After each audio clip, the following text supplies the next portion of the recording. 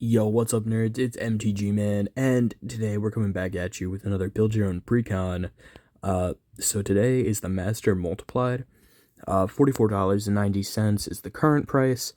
However, as we all know, you take some cards out, you make it your own, goes up, it goes down. Sure, we're using the cheaper Master. He looks kind of stupid. He's just a dude in a hoodie. But then again, isn't the other guy? He kinda looks a tiny bit like Jesse Pinkman. Just a tiny bit. But no, so Myriad, whenever it attacks, you create a copy of it, attacking each opponent it's not already attacking. Legend rule doesn't apply to creature tokens, and Myriad's other thing is that you sacrifice the tokens at the end of combat, but because of this third ability, triggered abilities you control can't cause you to sacrifice or exile creature tokens. So basically, it's a 4/3 for 6 mana, that whenever it attacks, it creates 2 copies of itself. Those copies aren't going away. So, it's just going to keep building up the board. It's going to, they're just going to multiply, more or less. Because then, next combat, you have 3 of them. So, 3 of them attack one of your opponent. That creates, 2 more attack...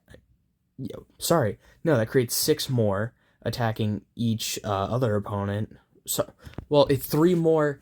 It's 3 attacking each opponent, which becomes 6 more than you already had. So 9 into 27. It's just your board's gonna go off. And then first off, I just wanted to show a couple cards we didn't get to include. Curse of the Restless Dead. The decayed zombies wouldn't have to sacrifice themselves because of his ability. So that was definitely a thought. Riona Fire Dancer, you would be able to create those tokens and not have to sacrifice them, which could be cool. You could create tokens of Riona. However, the deck isn't really too focused on spell slinging, so I didn't add it. And then, of course, it could definitely use something like Goblin Bombardment to finish off the game. It just didn't fit in budget. So going off, Novice Occultist, it's when it dies, you draw a card. It isn't really much. It's just card draw to help speed up the deck. Coastline Marauders, so when you use the Encore ability, you exile it from the graveyard, create a token copy that's attacking each opponent. So you create 3 copies, 1 for each opponent if you have 3 opponents. However, usually you'd have to sacrifice them at the end step, but with the Master Multiplied, you don't have to sacrifice them. This is going to help your board get big. Feldon of the Third Path, it's going to create tokens that are copies of creatures in your graveyard. You're not going to have to sacrifice the tokens. You don't have to sacrifice Lagomos tokens. Merchant of the Veil is just draw. Valduk, you're not going to have to sacrifice his tokens. Delina, you're not going to have to sacrifice the tokens. It's the same thing. Myriad doesn't have to sacrifice. Don't have to sacrifice Felhide or Jaxis tokens. Manaform Hellkite tokens aren't exiled at the end of the end step. Mirkwood Bats, so you're not usually going to be sacrificing tokens at this point unless you have something like a Goblin Bombardment. However, when you create tokens, each opponent loses a life. So we're going to use that Master example. So if you attacked with Master last turn, you've got 3 copies, you're creating 6 more copies. Well, look at that. That's 6 damage with Mirkwood Bats. It can really go off. Sengir Autocrat creates 3/0/1 serfs. When it leaves play, remove all serf tokens from the game. You're just not going to have to sacrifice the serfs. It's kind of niche, but the deck also does a little bit of humans. So Flamerush Rider also, you're not going to have to sacrifice it. Don't have to sacrifice Kiki-Jiki tokens, which there's probably some way to abuse that. Lightning Runner seems a little goofy of a choice at first. However, if you're creating tokens of it with Kiki-Jiki, the tokens already have haste. You're going to get those lightning counters stacked up, and with the lightning counters you take extra combats. Guess who attacks on the extra combats? The Master. This is definitely going to be a win con. It's that sort of thing. Sauron the Necromancer, it's going to get creatures, bring them back as 3/3 wraiths. However, you're not going to have to sacrifice them because the Master. Aki Battle Squad is, again, going to give you extra combats, which is going to help you, you get more triggers. Firbolg Flutist gains control of a creature. that creature gains haste and myriad. So if you, like, let's say your opponent has let's just say a strong commander. We'll say they have, what's a strong commander? We'll just say Ragavan. It's not even really a strong commander, it's just Ragavan. So they have Ragavan. You take Ragavan with Firbolg Flutist, you swing in, hit each opponent because it has Myriad, and then once you give the first Ragavan back, you still have 2 tokens, and they don't leave because of the Master. Mirage Phalanx is going to create tokens that won't go away. Mirror Style Master creates tokens that don't go away. Rakshasa Debaser is just another Encore creature. Phyrexian Triniform has Encore, and then there's also ways to bring it back. We also have like a tiny bit of an equipment sub-theme. It's partially for Aki Battle Squad, because that has to be modified. It does a little bit with Valduk. It just does a little bit of everything. So we got Bonesaw, which is, it's okay. Barrow-Blade, which I think is really underrated. So when a equipped creature blocks or becomes blocked, that creature loses all abilities until end of turn. So if it blocks a Trampler, the Trampler loses Trample, loses First Strike, loses whatever. Alright, this is going to make combat so much easier for you. Boots of Speed is generally for the haste. You're going to want to get the Master in and attacking as fast as possible. Explorer Scope is ramp.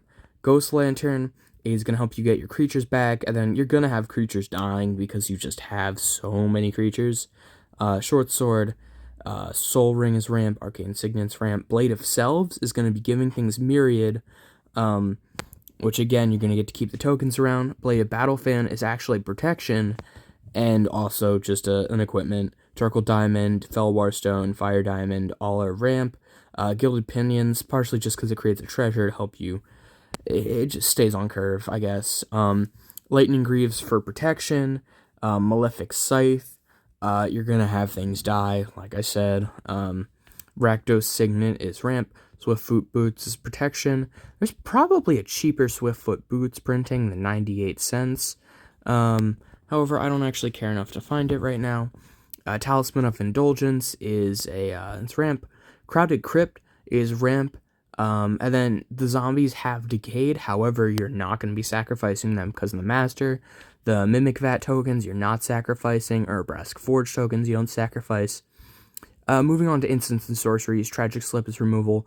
Village Rites, you're going to have a critical mass. Well, I don't know if it's a critical mass. I don't know why I said critical mass. But you're going to have tokens to sacrifice to draw. Abrade is removal. Battle Hymn, you're going to have a lot of tokens. This is going to help you get out whatever finisher. Definitely going to help you close games. A lot of mana. Doomblade's removal. Nasty End, because, like I said, you have tokens to sacrifice. Throw Possibilities, card advantage. Nemesis Trap. So you exile an attacking creature and put a creature token that's a copy of it onto the battlefield. So you basically just steal any creature because you do not have to exile it because of the Master. Feed the Swarm is removal. Hate Mirage. So you choose 2 creatures you don't control, create a token copy of each of them. They gain haste, but you don't have to sacrifice them because of the Master. This is absolutely nutty. The things you can steal with this, Blasphemous Act, of course, a board wipe. Generally, this deck doesn't want to be board wiping. This is like a last resort type of thing. Determined Iteration is going to be creating more tokens of the Master if you want, whatever, and you're not going to have to sacrifice the tokens, which is cool. Ghoul's Procession, you're going to have things die, and the zombies don't have to sacrifice themselves with Decayed. Elemental Mastery is going to be creating those elemental tokens, which is cool and all, but not having to sacrifice them is even cooler. I'm sure there's probably something else you can do with this. It does count as an aura for, I think it's Valduk? So it can count as an aura for him, and he doesn't even have to attack to create the elementals, so you can pump up his power. He's already at 3-2. Let's say you pump it up to like 7 with 2 artifacts and and Elemental Mastery just happens to be on there. So you create 7 1/1s with haste, and then another 3 3/1s with haste trample. it's definitely going to help you close out games. Flame Shadow Conjuring, non-token creature enters, you can pay red and create a token copy. Again, you think about it, oh wait, it's just a copy for 1 mana. Molten Echoes, if you didn't notice, there's like a handful of humans in here. Human is probably the type you'd name. You could name Time Lord so that you automatically start out with 2 masters. That's an option. That's a pretty interesting option, I would say, but regardless, it just fit. This might be one of the ones I would cut. Mirror Match, non-token creature enters, you flip until you lose a coin flip. For each flip you win, you create a token that's a copy of that creature and they gain haste. You don't sacrifice them, so you could create 1, 2, 3 copies of every creature you summon, so definitely got potential. Bajuka Bog. So this is just utility lands. The color fixing's a bit meh, the budget was very tight, if you couldn't tell. But that's the master. The way I see this deck, it's going to be a bit slow. Maybe if you had more rituals, you could speed it up. However, I think once it gets going, this is definitely going to be a steamrolly deck. Like, let's just do starting hand. We'll go like Mountain, turn 2, Mountain into Talisman, into turn 3, Arcane Signet, Mountain, Crowded Crypt, into turn 4, tap Tramway Station, the Master Multiplied, into turn 5, we'll go for, we'll blitz in Jaxis, go for 1, discard Gilded Pinions, create a copy of the Master Multiplied. I guess we'll use leftover mana to go for Swiftfoot. Just equip 1 copy. So go in and swing with both copies at an opponent. So we swing for 8 at each opponent. Jaxis is sacrificed. We draw a card. Go into next turn. We have, so what, we had 2. And then, so we have 6. We have 6 masters now. Go Swamp. And then I would say swing with all 6. That's 24 power at each opponent. If I understand it correctly, maybe, I think the Myriad copies still count as your commander. So I think you could finish somebody off with commander damage. But I feel like that's generally how the deck wants to be played. There's definitely cards you could cut. I think you guys could probably optimize this a lot better than me. But let me know what you think. And I'm going to be back at you with some more comment or more content in the next coming days. Bye.